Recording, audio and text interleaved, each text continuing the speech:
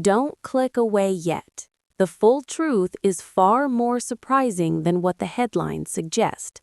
Over the past several weeks, a quiet but significant stream of reporting has been building in Minnesota. If you glance at the surface headlines, you'll see fast-moving claims, sharp takes, and bold declarations. But those quick reads leave out a lot. Stick with me. If you look past the clickbait, there's a pattern forming that matters to anyone who pays taxes, relies on public services, or cares that government money is tracked carefully. I want to say this plainly at the start. Allegations are not proof, and questions are not verdicts. Still, when large sums change hands quickly while public transparency lags, people have every reason to raise their eyebrows. This isn't partisan theater. For older Americans on fixed incomes, for working families, for anyone who budgets tightly, accountability is practical, not political. What jolted many observers wasn't just the scale of the problems being reported, it was the timing. As investigators began documenting alleged misconduct in childcare and welfare programs, reporters and watchdogs also started tracing links that led toward individuals connected to the same political orbit. Family business ties, shifts in reported assets, and online entries that seemed to be altered or removed were all flagged. None of that equals guilt on its own, but timing matters, and timing is where this story shifts from a policy failure to an accountability question the public needs to follow. Pause with me and consider this. If someone was managing the savings you depend on, would you accept vague explanations when numbers changed quickly? Would you shrug if online records were updated suddenly after questions began to surface? Most people would demand clarity. That instinct is the same one fueling interest in this story. In Minnesota, investigative journalists have described what they believe is a multi-year fraud scheme affecting childcare and welfare programs that serve children and low-income families. Court filings and reporting suggest dozens of childcare providers received millions in public funds while possibly failing to deliver services as intended. Federal prosecutors have taken action in related cases. Those reported facts are the foundation of the broader inquiry. They are the documented starting point for why oversight questions are being pressed. But how did attention move from program-level failures to names connected to elected officials? That shift happened naturally as reporters followed paper trails. When audits reveal gaps, lawmakers ask how oversight missed them. When oversight appears to have failed, citizens ask who was warned and what was done in response.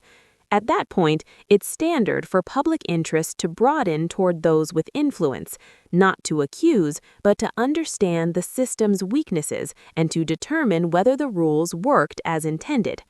Let's be clear. Congresswoman Ilhan Omar has not been charged in connection with these cases. Legal action against private citizens or officials is a different threshold. What has occurred is public scrutiny. Reporters, critics, and watchdog groups have drawn attention to changes in her household financial disclosures, to publicly accessible business filings linked to relatives, and to the timing of those changes. Scrutiny and accusation are not the same thing, and treating them as identical would be unfair. Here's a key point. Members of Congress file broad-range financial disclosures annually. Those forms are designed to provide transparency, but they often list ranges rather than exact sums. When those ranges shift noticeably within a short period, it invites questions. That's how oversight works. Reporters spot anomalies and ask for explanations. That is happening now, and asking for clarification is routine in responsible journalism. Another element raising questions for some observers was the appearance of modified or missing online records tied to business entities connected to people in the story. Websites change, rebrandings happen, and legal counsel may advise rapid edits. Any of those explanations could be valid, But when website entries alter soon after journalists begin asking questions, it naturally draws attention and invites further verification rather than immediate dismissal. Investigative work is granular. Auditors and prosecutors trace bank transfers, grant paperwork, payroll records, and corporate registrations. Those documents either align with claimed activity or they don't.